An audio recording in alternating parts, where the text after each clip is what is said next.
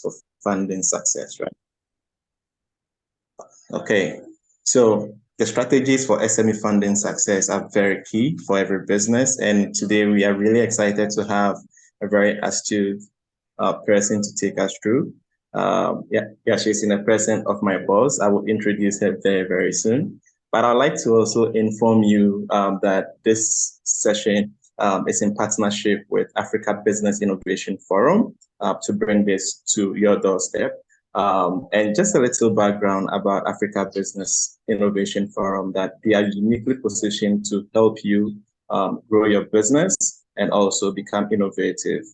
They've been supporting SMEs in Ghana and across Africa. What they do is that they leverage on a broad network of business executives from multinational companies, policymakers, and academicians. And they do that by delivering value to you and your business and bringing new perspectives to your business, and at the same time, equipping you with the practical frameworks and challenges to pursue paths that you've never thought of as a business owner. So I would like to, first of all, introduce Precious Zhao. He is the founder of Africa Business Innovation Forum. Yeah, so Precious, do feel free to say a few words. Sure, thank you very much, Prince. And good morning, everyone. I'm personally happy for this webinar and this workshop, and also this partnership with Oze.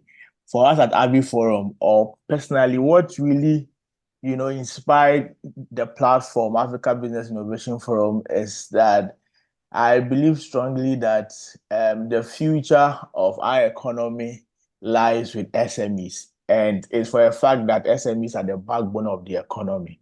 And so it was important that we create a platform that drives innovation, sustainability, and resilience within SMEs.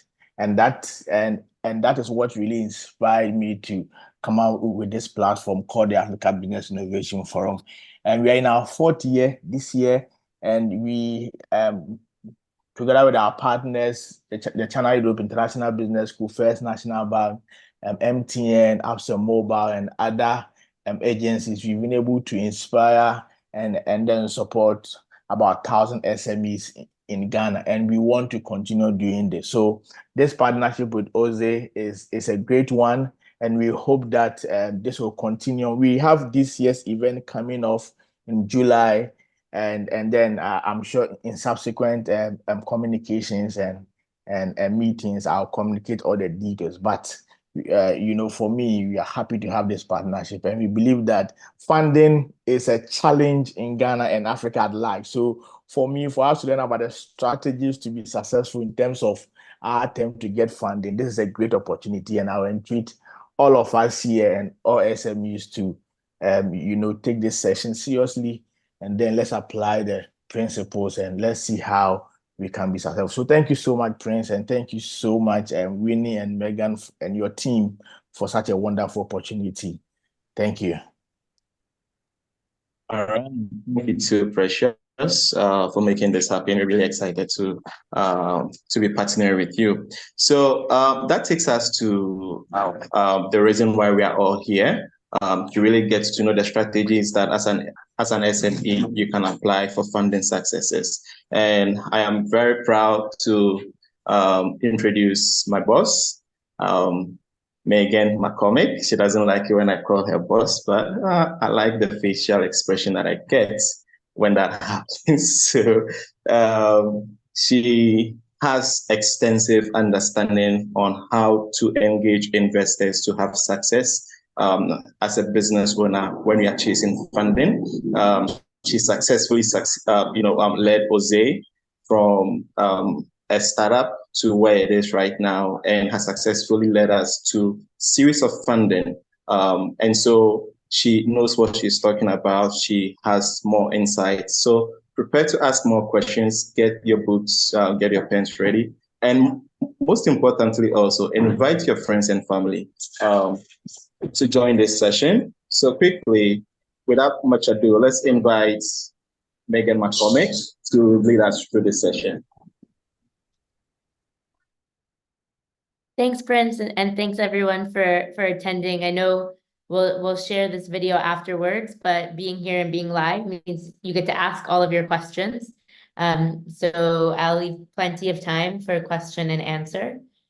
I believe everyone's seeing my screen, right? Yes, yes, Megan. Great. So for those in the room, I'd love to see you can just do a thumbs up or something. If you've already raised any funding for your business. If anybody who's not you has put a single CD or Naira into your business, go ahead and give me a thumbs up.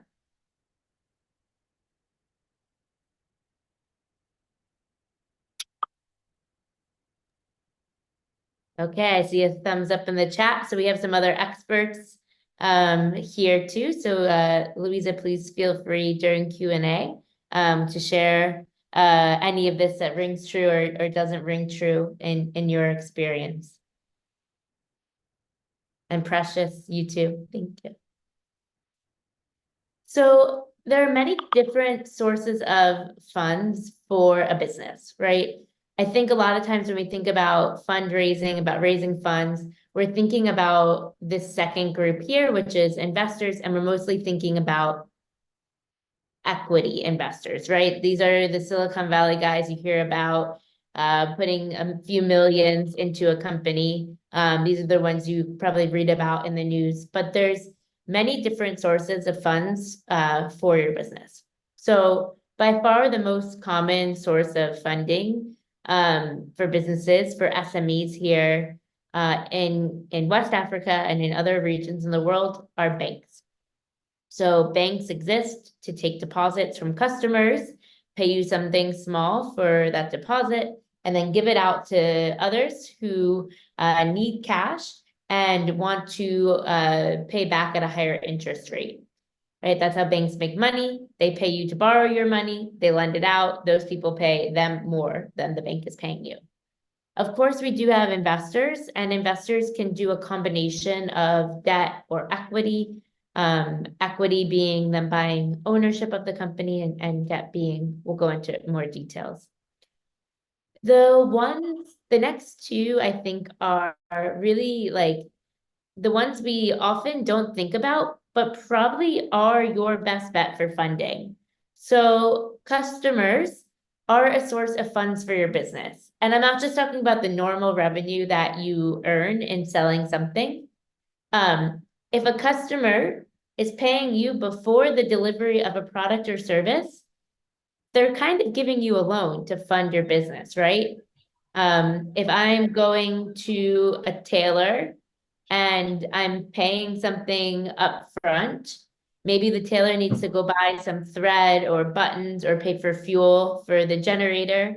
Especially with ECG right now, we'll be paying a lot of fuel for our generators to do their business, right? The customer then is basically giving you a loan for your business. I think one of the best ways that businesses in Ghana and Nigeria can improve their financial efficiency is to try to get more things paid up front and then try to delay payment to your suppliers as long as possible. So suppliers are also a source of funds for your business. Anytime you can get 30-day, 60-day, 90-day payment terms from a supplier, again, it's kind of like a debt. If you're restocking your shop and you have 90-day payment terms from your supplier, you can bring in the crates of Coca-Cola, you can sell that Coca-Cola, and then after you've sold it, use that money to repay the supplier. So managing what you would say in accounting, managing payables and receivables, really trying to collect money as soon as possible from your customers and pay as late as possible to your suppliers can be a really lucrative source of financing for your business. It also comes at less of a cost than banks and investors. And then the last group, I think, is the group everyone always wants, but I'm not going to spend too much time on it because I think we need to close our eyes to it. And that's kind of money coming from corporates, NGOs, governments in the form of grants. We all like free money. No one's going to say no to free money. but you can't build a business around it, and you can't build a business plan around it.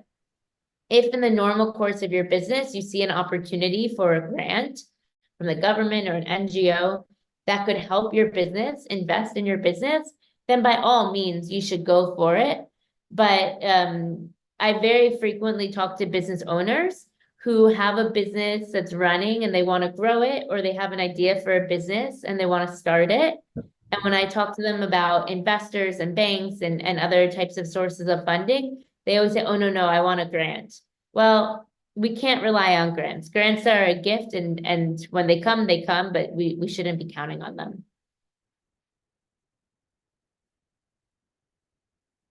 So while there's different sources of funds, there's also different types of funds, right? So the first one is debt. Again, this can come from many different sources.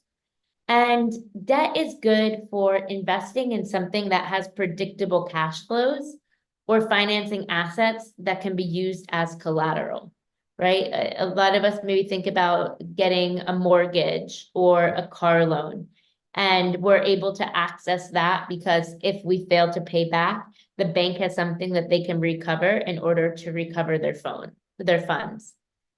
Why I want to say it's good for investing in something that has predictable cash flows is from the moment you take that loan, you're going to have to start paying that loan back, right? Sometimes very, very quickly. And so if you're investing that in an idea that may or may not work out, then when it comes time to make that first payment, you're going to run into a lot of difficulty. And that's why it's bad for experimentation. If you have an idea that could change everything, but you're not quite sure, then I wouldn't go take a bank loan for that. The one caveat I would say is if you have a salaried job and then you have a business on the side, you can take a loan to experiment if your salary can pay back that loan. So if you already know that you have like a steady source of income that can pay back that loan, and this is your only way to get startup costs. So it's not the best way, but it is an option, especially for salaried workers. And then you don't really want to use debt for projects where it will take a long time to earn cash flow. So if I want to start a mango plantation, it's going to be years before those trees give fruit. And it would be hard to find a bank that would say, okay, you can wait 3 years, 4 years, 5 years before you have to start paying me back. So some banks might have specific agricultural loan products, but for the most part, you want to invest in something that you invest and then the cash starts coming back in quickly. Equity is when you sell a share in your business in exchange for cash. So this again is what a lot of us think about when we think about investors. Equity is great for investing in long-term projects and investing in research and development. There is no, you don't pay back equity. So if someone gives you 1,000 CDs for equity, you're not going to turn around and have to pay them back that 1,000 CDs, but they now own a portion of your business. So maybe when you sell your company, the shares that they have are worth 100,000 CDs. And so you actually end up paying 100,000 CDs for that 1,000 CDs. Whereas if you took a loan, maybe you'd pay 1,300 CDs for that money. And that's why it's not good to use equity for businesses that you never expect to sell. Just businesses where you want to live off the profits and then hand it down to your children. And it's too expensive to invest in predictable cash flows. So if I know I'm restocking this product, it moves well, I have a healthy profit margin, then I should take debt, right? Because in that case, my 1,000 CD investment might cost me 300 CDs in interest, whereas there's the potential that 1,000 CD investment in equity could cost me 100,000 CDs. So equity is only something that you want to use when you can't use debt. Revenue is good for operating expenses. A healthy business can maintain status quo operations from the revenue coming in. It's not great for fast growth, right? If you want to slowly grow your capacity to deliver to your customers, then you can use your revenue. Let's say there's a big machine that you need to buy in order to take your business to the next level. If you take debt, you can go buy that machine today and start using it. If you save your profits, maybe it will be 3 years before you can have enough money to buy that machine. So revenue doesn't always lead to fast growth, but it can be a very strong option for your business. And of course, revenue you're earning, you're not paying for the interest rate, and you're not giving away ownership in your business. In very unique cases, if you run a subscription business, for example, something that has kind of guaranteed predictable cash flows, maybe you're selling insurance, or maybe you're in tech and you have a subscription business, then there are investors who will buy your future revenue. So let's say you are bringing in 100,000 CDs of revenue from subscriptions every month. You can take 500,000 CDs from this type of investor, and now for the next couple of months, every time the revenue comes in, they'll take a cut of it. This is typically a little bit less expensive than debt, but in the same range of taking a loan, and is only available to specific businesses that earn money in a very specific way.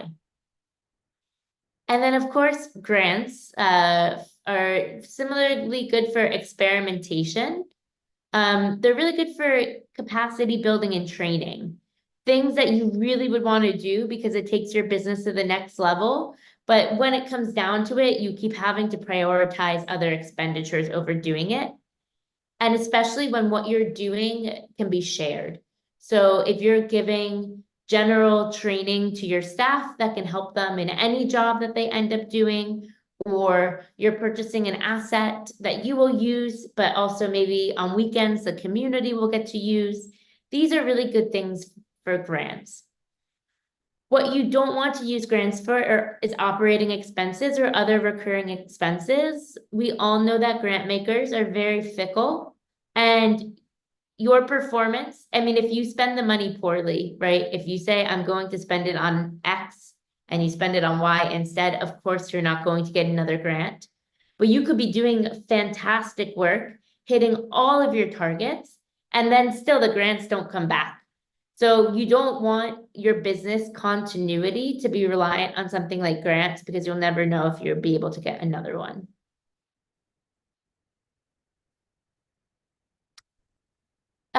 Before we go on, is everything so far clear? Does anyone have any clarifying questions? If they're more general questions, we'll save it to the end, but I just want to make sure that everyone can understand, especially with my American accent. Feel free to raise your hand or put it in the chat. I'm sure Prince is watching the chat, and I'll make sure to answer it. Okay. So I want to do a little bit of a sidebar into equity investment. This is the investment. So Oze has had all of these types of investments. We've had equity, we've had debt, we've get prepaid. Some of you are paying subscriptions a year in advance. We have payment terms with almost all of our major suppliers, and we've gotten grants, right? So Oze has gotten every single one of these types of funding. I think when people join a session on SME fundraising from a company like Oze, they want to learn a little bit more about equity investing. So I wanted to give a deep dive there. So I want to start with equity is the most expensive form of funding, because you are literally selling them pieces of your business. Whereas other types of funding are coming in and then you'll give the funding back, right? There's no ownership exchange. So, and if you want to own the whole business again, like if you brought in equity investors, you sold 10% of the business, now you want to take back control, you need to buy those shares back. And if the business has become more valuable, which we all hope that it has, you will be paying more for those shares than you sold them for. So it's very expensive. It's pretty hard to undo. How equity investors earn money is something called a liquidation event. In Ghana, in Nigeria, this most likely means that you've sold your company to a bigger company. It's called an acquisition. And that's the most kind of standard liquidity event, or you might also hear it called like an exit. That's the most standard form of exit that you'll see in West Africa. There are obviously other ways that also happen in this region and happen globally. So you maybe have heard about going public or doing an IPO. That basically means that your company is now listed on a stock exchange and the general public can buy shares in it. So you could be listed in Nigeria, you could be listed in Ghana. I know we're all rooting for Flutterwave to go list in New York. You could be listed in the UK. This is probably the rarest form of liquidity event, but if you get there, it's probably the most lucrative. The second thing is a secondary offering. This can happen with another investor buying out a current investor. So maybe you have an angel investor who came in very early. They've been with you for 5 years. They're tired. They want to get out. And there's a big corporate investor wanting to invest in your business. If you don't want to sell shares in your business, you can go to your other investors and say, do you want to sell some of the shares that you have to this other investor so that they can exit and they can get their returns? Or you can be like acquired by a private equity company. So a private equity company typically buys a majority stake in your business or the entire business. With the intention of taking a management power and changing the way the business operates, because they believe with some few changes, it can be a much more profitable business, and then turning it around pretty quickly and selling it to somebody else or going public. So that's these, I already jumped down a little bit. That's a private equity investor. So while we have equity, there's different types of equity investors. One, like I just mentioned, is private equity. Angel investors are rich people, or if you're trying to be polite, high net worth individuals. And they can invest by themselves, or oftentimes they'll invest in angel groups. So because most of them have some other job that they're doing, they don't have a lot of time to do due diligence. So a bunch of them will come together, you'll pitch them together, and then some few of them will do the diligence that the rest of the group relies on. They can come in very early, and what's unique about them is they're investing their own money. So they don't have as many rules as everybody else on this list. A venture capitalist might say, I invest in agri-tech and agri-tech only, and it's in their charter.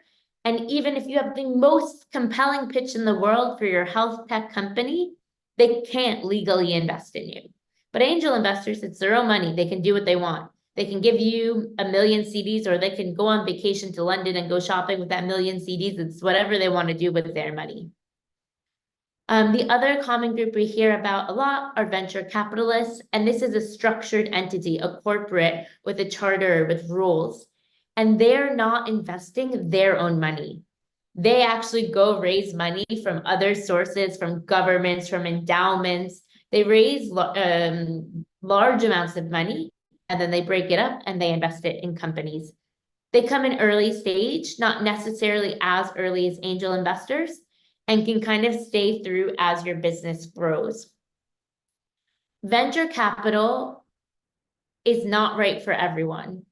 Equity investing is not right for everyone. For most SMEs, every other source of funding we're talking about today is better than equity investing. Venture capital is looking for a certain growth trajectory. And the only way you can get that growth trajectory is if you're a business with low marginal costs. What that means is that once you've developed the product, once you've done the work, now serving an additional customer doesn't really cost you that much, right? If you use the Oze app, especially if you've used it over time, you've noticed like how much investment we've put to bringing out new features. But the actual cost to us, if we have 10 people using it or 100 people using it, is not all that different. And that means once we find a product that really works, we can grow our revenue faster than we can grow our costs. If you're selling t-shirts, for example, every t-shirt you sell has a cost to it. You can grow your revenue, but your costs are going to grow at a similar rate. Of course, with scale comes some efficiency, so your profit margins will increase, but you won't get that same sort of exponential growth that venture capitalists are looking for. You could get a private equity investor. They're more comfortable with that. And that's why when you hear about factories and power plants and farms, these are usually private equity investors in Africa investing in that. And then the last is public equity investors. When someone has an IPO, they go public. That means instead of you having to go out and shop to investors and say, come give me money, come give me money, it's public. It's public equities. People can go to the stock exchange and buy and sell shares. If they get enough shares, they can influence management decisions. But for the most part, they're just looking for a return. You won't know your public equities investors. Even in all of this, there's a ton of variation that we're not going to go into today, right? Like in venture capital, you can have an impact investor. You can have in private equity, a development finance institution, like a government. You can have a corporate doing venture capital, a corporate doing private equity. So there's all sorts of variations that we would need a whole hour to go into. So we'll leave it there today with equity investment. So different types of investors are looking for different things. Banks are oftentimes looking for collateral. They're looking for cash coming into your bank account. If you bank with, let's say, EcoBank, and all of your cash is going into EcoBank, you can't go ask Fidelity Bank for a loan. Or you can try, but they're going to say no. They want to see cash coming into that account. Oftentimes, they're going to ask for audited financial statements. That means for very early stage businesses that don't even have a year of history, it's going to be hard for you to get a bank loan. And they're looking for profit, or at the very least, free cash flow, right? They need to see enough money coming back into the business that they have confidence that you can pay back that loan. For smaller loans, they might look for less things. For larger loans, they might look for more, but in general, that's what the banks are going to look for. Venture capitalists, on the other hand, they can come in before you've launched, before you have a product. So instead of looking at cash coming into your bank account, instead of looking at audited financial statements, although as you advance your company, they're going to start asking for those things. They're looking for financial projection. What do you think, based on valid assumptions, do you think your business finances will look 1, 3, and 5 years into the future? They're looking for a compelling vision that's delivered by a compelling leader and a scalable business model. So they don't want something that once you reach 5,000 customers, that's it, right? They want something that you can reach 5 million customers. And then grants are going to look for financial statements. They will not necessarily have to be audited, but they're going to want to know what your business is doing. A compelling vision, especially a compelling vision for grants. Alignments to the outcome of the project. If they want to help feed 1 million school children, if you feed hospital staff, hospital patients, you're not aligned to the outcome of the project, you're not going to get a grant. And of course, they're looking for a social benefit. But despite kind of the different things that different investors are looking for, there are some key things that everybody needs. One is financial records, right? We have the spectrum. They could be financial records you put together. They may have to be audited. They might be actuals. They might be projections, but they're going to look for financial records. A business that doesn't keep records is not getting any of this type of funding. So If you're sitting here saying, oh, I really want to get some funding into my business, and you're not yet keeping records, you need to go back to square zero and start keeping records. It is required. They're all going to look for efficient operations, whether the return they want is financial or the return they want is social. They're going to want to see, when I put money into this company, will more money come out or will more impact come out? They all want to see a skilled management team. If you're just graduating from university, the most you've ever had, you don't even have a bank account, you're using a Momo wallet, and the most money you've ever had in there is 5,000 CDs. It's going to be really hard for you to convince investors to give you $5 million because they haven't seen you have any experience managing money. If you have worked as a farmer for 15 years and you want to start a hospital, what kind of experience do you have in the medical sector? It's going to be hard. So they want to see not only a management team that has domain expertise, but also the ability to manage projects, companies, investments of a similar size. And then, of course, a cohesive strategy. They don't want to give you money today for your sustainable shoe factory if tomorrow you're going to say, never mind, I want to start a hotel.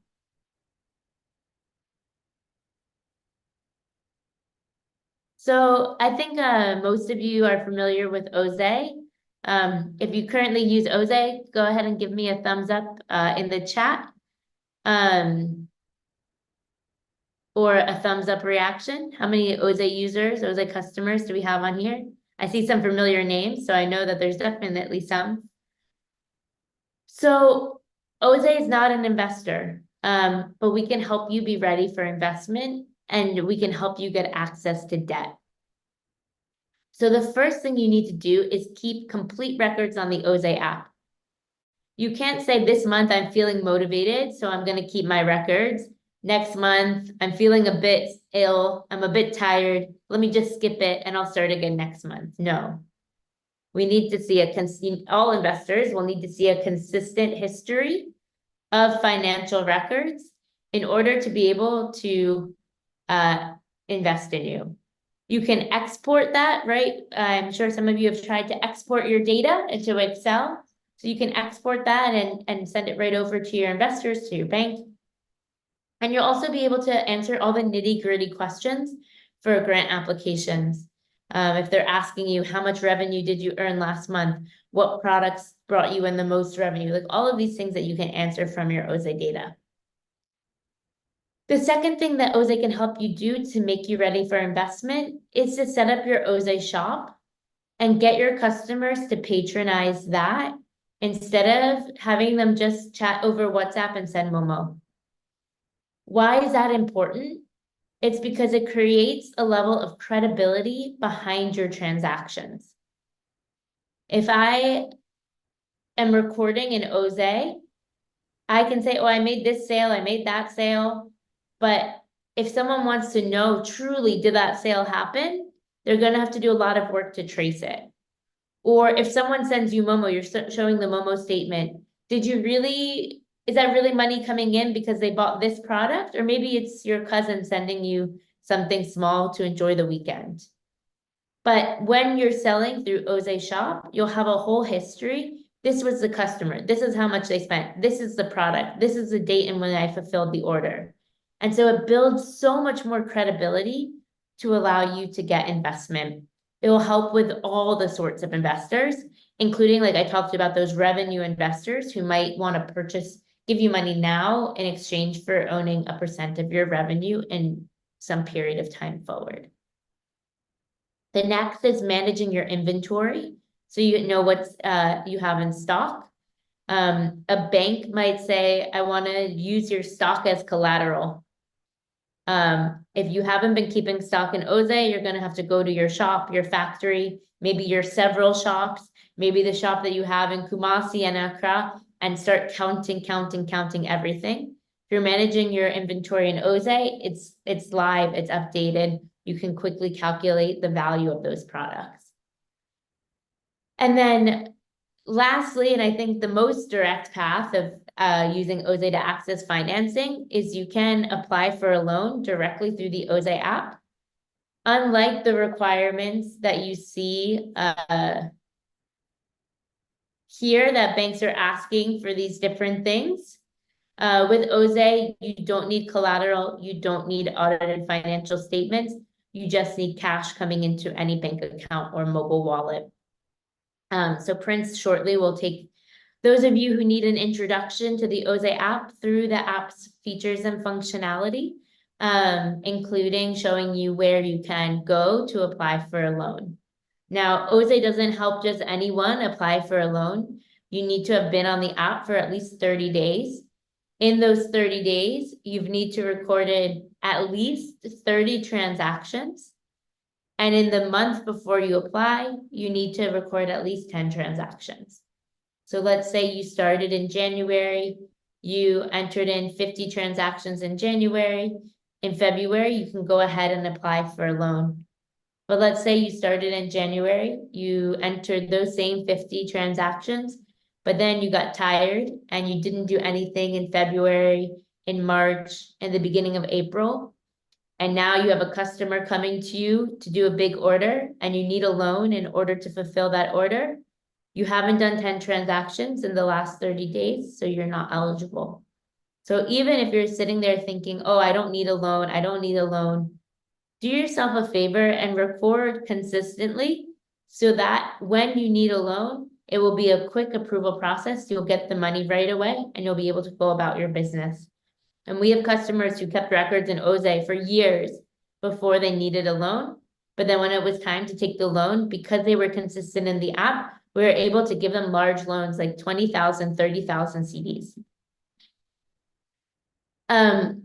So I hope that's the end of the presentation. I will take questions from anyone who has it. If you enjoyed this training, we have a few more trainings like it. You can go ahead and scan the QR code on the screen and register for a business resiliency training. It's going to teach you how to sell online. It's going to fill your entrepreneurial spirit, and it's going to go a lot more in depth into the part of debt financing that I didn't go into today. If you complete the 3 training modules, all of which are less than an hour, I think they're about 32, 33 minutes, and you complete the post-test, you can get 3 months of Oze Gold for free. That's a 375 CD value. Even if you've already been paying for Oze Gold in the past, you're still eligible to take advantage of this. Unfortunately, it's just for entrepreneurs in Ghana, Guinea, and Benin. So if we have anyone watching from Nigeria, you're welcome to take the training, but we can't give the incentive. And then the big outcome is you'll become eligible for a loan. Of the companies that complete that training, about 10% of them, a large amount, a large number, will be approved for access to a loan. I really recommend it. I wrote a lot of the content, so if you found today to be engaging, I think you'll also like those trainings. So with that, and I'm sure Winnie or Prince, if you can also drop the link in the chat for those who are on their phones joining this session, it'll be hard for them to screenshot the QR code. Sure, I think I'll do that right to it. Thank you. So does anybody have any questions about anything that was presented today? Now of what they need to do to get an investment into their business? Yeah, so Megan, maybe give a thumbs up or a thumbs down if they don't speak. So there's some feedback from Debs. Debs says I joined late, but we'll be glad. Okay, for the recording. Dora says, what if this is your first time to use the app? Welcome, Dora. That's no problem at all. If you're trying to use Oze eventually for a loan in your business, you just need to use it for a whole month before you become eligible for that loan. But it's okay if you're new to it. People get loans in their second month of the of being on Oze. All right.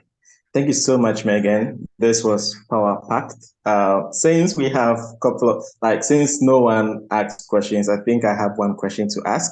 And this goes to, the participants, not you, Megan. and whoever gets an answer to this particular question, I will fund a 1 month silver subscription for the person. So get ready to get a 1 month silver subscription for free, everybody. Are you ready? Let me see some thumbs up, guys. If you're ready for a 1 month silver subscription, okay. Now Debs is taking dips already on the silver subscription. So Dora to says yes, good. So question number one, and it's one question. What are the four types of funding that was listed in this presentation? The four different kinds of funding or types of funding. Anyone? Okay, we have someone's hand up. That's Christopher. Hi, Christopher. Go ahead. That's not Christopher. That's Rita. Okay, Rita. Yeah, go ahead. Okay. So I have grant, equity, bank loans. Yeah. That's three. But you got two correct out of that. So sorry. Anyone wants to try? Ethel's hand is up. Okay, Ethel, go ahead. Okay, thank you. So I have debt, equity, revenue, and grants. Oh, let's give Ethel a round of applause for that. Nice, fantastic. So Ethel, I owe you 1 month silver subscription. I'll be putting my number there so that we can get you sorted on that. Thank you so much. And I think we are in past time. Winnie, do you want to take over? Thank you so much, Megan. Thank you so much, Prince. I really appreciate everyone. I believe everybody is on the WhatsApp group. If you're not, I shared the link to join. It's a group that we're starting. We want to start sharing business knowledge and every workshop, so many other things we have planned for the group. So if you can do so, join us, so we appreciate that. Also, we have Precious too from Forum. Precious, I don't know if you have any closing remarks to add, but we are really excited about our partnership. We're looking forward to doing more workshops with you. So if you have any closing remarks, you can go right now. Hello, Winnie. Thank you very much. And thank you so much, Megan and your team, for this wonderful workshop. So we are very grateful and then looking forward to more workshop like this and more exciting opportunities as well. So thank you so much, Winnie. Thank you. Precious. All right. Thank you so much, everyone. As promised, we will share the recap for this session, and then we'll be planning to do another session and in collaboration with Abby Forum next month. So in the meantime, have a lovely day and enjoy your weekend, and we'll be in touch. Thank you. Bye.